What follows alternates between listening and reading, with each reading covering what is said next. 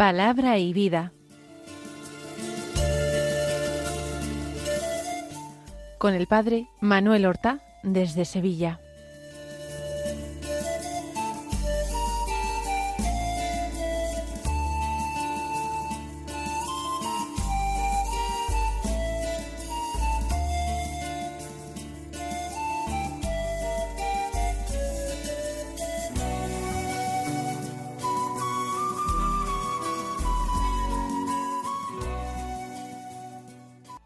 En el nombre del Padre, y del Hijo, y del Espíritu Santo. Amén. Alabados sean Jesús y María. Muy buenos días, queridos amigos, oyentes de Radio María y seguidores del programa Palabra y Vida. Hoy es el lunes de la quinta semana de la Cuaresma. Este lunes es 18 de marzo. En este día la Iglesia celebra la memoria de San Cirilo de Jerusalén, un santo padre de la Iglesia, que nació el año 315 en el seno de una familia cristiana en Palestina. Él siguió su deseo de ser sacerdote y con sólo 33 años fue elegido como patriarca de Jerusalén. Se trataban de los años de la herejía arriana, y él tuvo que padecer mucho por esta circunstancia, porque por mantenerse fiel a la fe ortodoxa, sufrió destierro por parte de las autoridades bizantinas. Escribió una serie de obras y sermones en los cuales él defendía la fe católica y explicaba la palabra de Dios. Murió con 71 años el año 386. El Evangelio que se proclama en la liturgia de la misa del día de hoy es también de San Juan, del capítulo 8, versículos 1 al 11, que dicen así: En aquel tiempo Jesús se retiró al monte de los olivos. Al amanecer se presentó de nuevo en el templo, y todo el pueblo acudía a él, y sentándose les enseñaba. Los escribas y los fariseos le traen una mujer sorprendida en adulterio, y colocándola en medio, le dijeron: Maestro, esta mujer ha sido sorprendida en flagrante adulterio. La ley de Moisés nos manda apedrear a las adúlteras. ¿Tú qué dices? Le preguntaban esto para comprometerlo y poder acusarlo, pero Jesús, inclinándose, escribía con el dedo en el suelo. Como insistían en preguntarle, se incorporó y les dijo: El que esté sin pecado, que le tire la primera piedra. E inclinándose otra vez, siguió escribiendo. Ellos, al oírlo, se fueron escabullendo uno a uno, empezando por los más viejos, y quedó solo Jesús con la mujer en medio, que seguía allí delante. Jesús se incorporó y le preguntó: Mujer, ¿dónde están tus acusadores? ¿Ninguno te ha condenado? Ella contestó: Ninguno, Señor. Jesús dijo: Tampoco yo te condeno.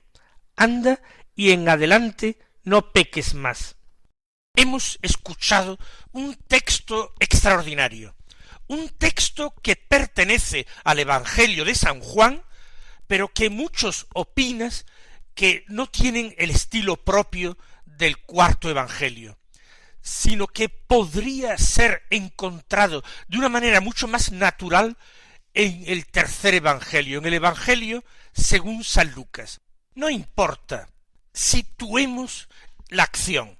Jesús está en la ciudad santa, en Jerusalén, y su costumbre era pasar las noches en el monte de los olivos. Allí hay varios terrenos, huertos, propiedades, y también en ellos varias cuevas naturales de tipo calcáreo que hoy día pueden ser visitadas. y se han convertido en lugares de culto y peregrinación, porque seguro que Jesús estuvo en alguna ocasión en ellas.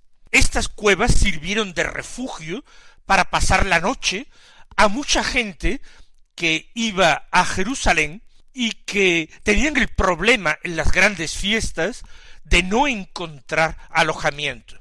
Si tenían parientes, familiares, amigos en Jerusalén, podían acudir a alojarse en el domicilio de estas personas.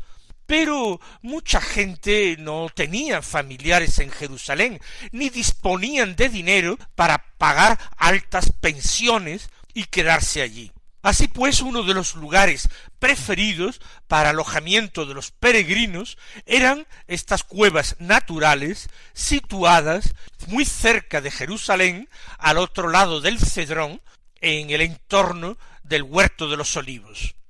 Jesús ha pasado la noche en el Monte de los Olivos y al amanecer se presenta otra vez en el templo. Acude al templo para enseñar. Es el lugar a donde acuden muchísimos israelitas, no sólo habitantes de la ciudad de Jerusalén, sino venidos de todas partes del país e incluso de la diáspora, venidos a celebrar la fiesta en Jerusalén. Y venían para rendir culto, pero en el templo pasaban gran parte de la jornada. Jesús se sienta y les enseña, como hacían otros muchos maestros también allí en el templo. Recordemos, por ejemplo, cuando Jesús tenía 12 años y María y José lo buscaron precisamente allí en el templo y lo encontraron rodeado de doctores de la ley, a quienes escuchaba, a quienes hacía preguntas, a cuyas preguntas también Jesús respondía, admirando a todos por aquella sabiduría impropia de un niño de su edad, que además no tenía unos estudios previos.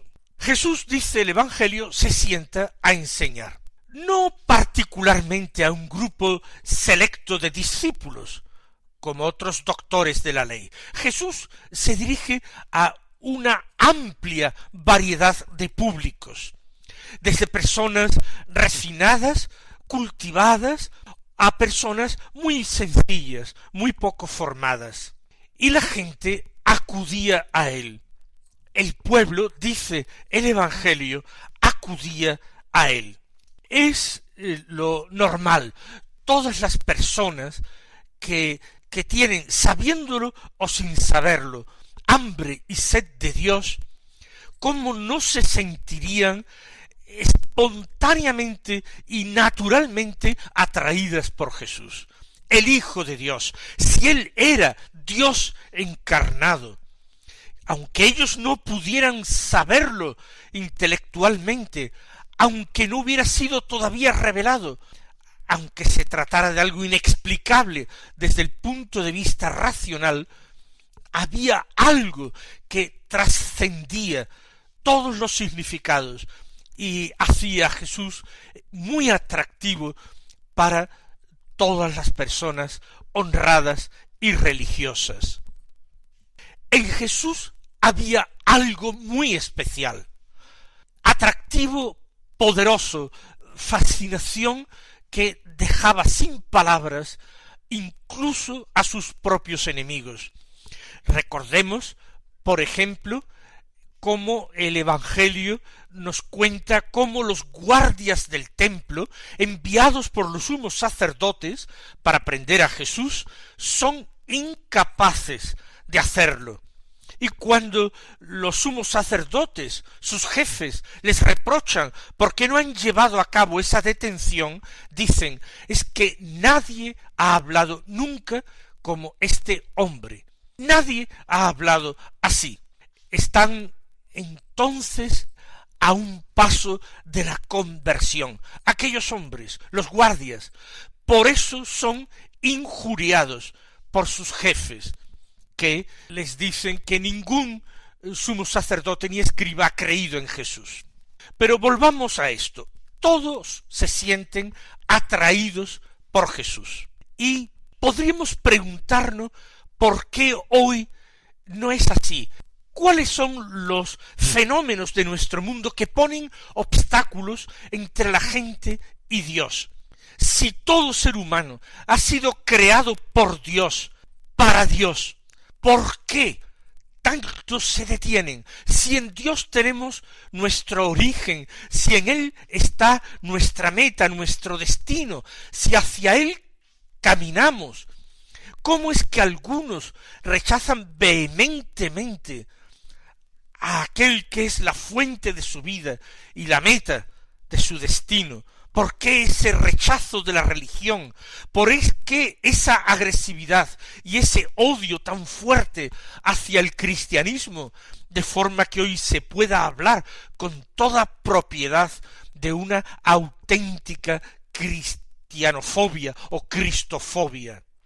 Ocurre que el príncipe de este mundo, el diablo, ha ido sembrando la semilla de la cizaña en el campo del Señor. Y a veces esa cizaña que ha crecido, eso sí, sin raíces, de una forma rápida, vistosa, sobre el trigo bueno, parece que esa cizaña lo tapa y lo ahoga al buen trigo. Dice el Evangelio, vino el enemigo de noche y sembró cizaña. Vivimos en una cultura empobrecida de sentido. Es una cultura pobre, no por falta de medios materiales, sino porque se hace incapaz de acercar a los hombres a lo verdadero, a lo justo, a lo bello, a lo bueno. Se hace incapaz nuestra cultura de acercar a los hombres a Dios. Bien, la gente en aquel momento acudía libremente a Jesús en el templo y recibían su enseñanza. También hay hombres corrompidos, hombres que se han dejado seducir por el espíritu de la mentira, por el mal. Entre ellos están unos escribas fariseos que le traen a una mujer sorprendida en adulterio. Se trata de un caso muy claro. La colocan por eso en medio, delante del Señor, y le dicen con una fingida piedad: Maestro, esta mujer ha sido sorprendida en flagrante adulterio. La ley de Moisés nos manda a apedrear a las adúlteras. ¿Tú qué dices? Está solamente la mujer, que es a quien han sorprendido, pero el cómplice del adulterio no está allí. No se nos dice quién es ni por qué no está allí, sino que sobre la mujer han cargado su mano aquellos hombres. La mujer no les interesa en absoluto, es simplemente un pretexto, un instrumento. Si es absuelta o condenada, les da lo mismo. Lo importante es que Jesús contradiga la ley o aparezca ante el pueblo como alguien duro e intransigente. Van a por Jesús, quieren aprovechar que Jesús está rodeado de mucha gente en el templo para desacreditarlo. La pregunta es una pregunta comprometida, porque efectivamente la ley de Moisés mandaba apedrear a las adúlteras, pero ya no se aplicaba aquella ley, resultaba anacrónica, era extremadamente rigurosa, y en la práctica no se aplicaba, no se llevaba a efecto. Era el adulterio uno de los motivos que justificaban, por supuesto, el repudio, el divorcio, pero ahí quedaba normalmente el resultado final. Pero Jesús, responda lo que responda, puede quedar atrapado por su respuesta, por una corriente de antipatía popular si se muestra a favor de la ejecución de la pena. Pero Si Jesús se inclina por la clemencia, entonces se declara formalmente y frontalmente contrario a la ley de Moisés. Y entonces alguien que la contradiga así no puede venir de Dios. ¿Cómo alguien tan compasivo, misericordioso y tierno como Jesús podría ahora mostrarse favorable a una pena tan cruel, tan radical, que ya la gente no asumía como algo ordinario? Jesús, mientras tanto, inclinándose, escribía con el dedo en el suelo. Muchos santos, incluso padres de la Iglesia, han tratado de imaginarse qué podía escribir Jesús en el suelo. En definitiva, no tiene gran importancia. Podría ser que Jesús trazara sencillos dibujos o líneas, una manera de desentenderse de la interpelación a que es sometido. Jesús distraído, abstraído en sus pensamientos. Y en definitiva, Jesús dándole tiempo a sus acusadores para que entren dentro de sí mismos y reconsideren la cuestión y se arrepientan. Sin embargo, dice el Evangelio que ellos insistían en preguntarle. Otros santos padres de la Iglesia afirman que Jesús escribía en el polvo del suelo los pecados de ellos, aunque esta explicación nos parece un poquito alambicada. Pero los acusadores de la mujer perseveran en su pregunta. Es entonces cuando Jesús se incorpora. Ahora ya no está distraído, ahora no está como ausente, ahora les mira y les interroga, con su mirada y con sus palabras. El que esté sin pecado, que le tire la primera piedra. El que esté sin pecado, que le tire la primera piedra. Porque es evidente que el que pide así el cumplimiento de la ley tiene que ser alguien que vive una perfecta pureza, que vive totalmente conforme con la ley. No basta una pureza ritual, sino hace falta una pureza material, una coherencia absoluta de vida. El que esté sin pecado, que tire la primera piedra. Y es preciso entonces que uno afirme que no tiene pecados antes de tomar una piedra y lanzarla. Ahora bien, empezar a hacer esa afirmación, yo no tengo pecado, es también una contradicción de la palabra de Dios, que dice continuamente que el hombre es pecador, que necesita ofrecer sacrificios por sus pecados, que necesita confesarlos para obtener el perdón. Sería una incongruencia ahora decir que ellos no tenían pecados. Y si tienen pecados, ¿cómo podrían entonces ejecutar a un pecador, si ellos mismos eran pecadores? Así pues, la respuesta de Jesús es muy sutil, e inclinándose otra vez, siguió escribiendo. Vuelve a desentenderse, a abstraerse. Jesús les da un tiempo a los acusadores para que se recuperen, para que se avergüencen, para que se arrepientan y cambien de actitud.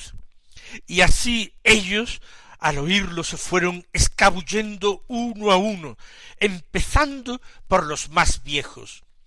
El hecho de que fueran los más viejos los primeros en escabullirse de una manera disimulada de allí, quizás es porque precisamente por ser más viejos son más sensatos, más astutos, más sabios, miden el alcance de sus actos mejor, han entendido perfectamente la sutileza de Jesús y no quieren arriesgarse, no quieren asumir que se han equivocado y mucho menos asumir ese desagradable papel de ejecutores, además declarándose inocentes y sin pecado, con una contradicción flagrante de la ley de Dios que los declaraba pecadores. Se van escabullendo. No le dicen a Jesús que tenga razón, pero ellos se sienten ya incómodos con la trampa que le han tendido a Jesús. Ven que no pueden progresar por ese camino. Por eso, sin decir nada, disimuladamente empiezan a marcharse uno tras otro.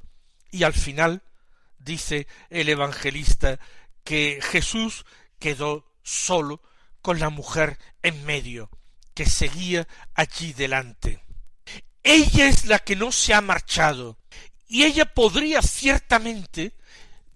intentar huir, podría intentar marcharse, una vez que vio que ya nadie la sujetaba. Pero como tantos otros allí, se siente atraída también por Jesús, fascinada, y así de pie y en medio de otra mucha gente, a pesar de su propia vergüenza, se queda allí de pie, aguardando de Jesús una sentencia. Esta mujer ya se ha convertido al Señor. Las palabras de Jesús han penetrado profundamente en su alma. Y Jesús le dice: mujer, ¿dónde están tus acusadores? ¿Ninguno te ha condenado? Y ella contestó: ninguno, Señor. Y Jesús le dice ahora: tampoco yo te condeno, anda y en adelante no peques más.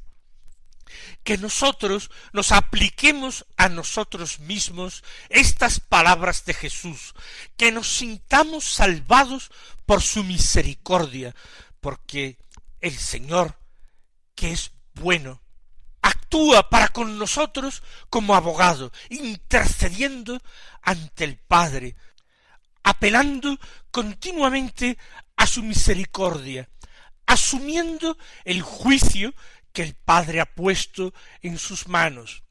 Y Jesús, el sumo, el justo, el único juez, nos dice a cada uno de nosotros: tampoco yo te condeno, pero añade también: anda y en adelante no peques más.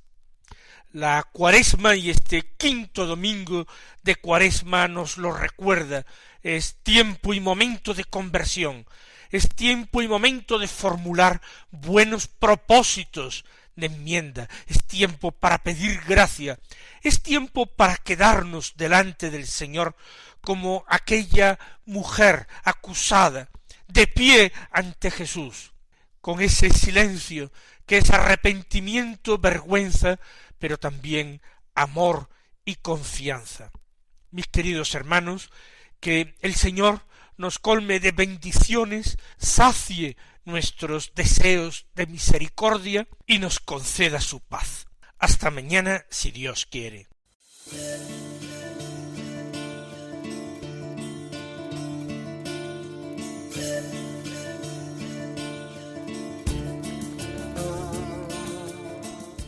Han escuchado en Radio María Palabra y Vida,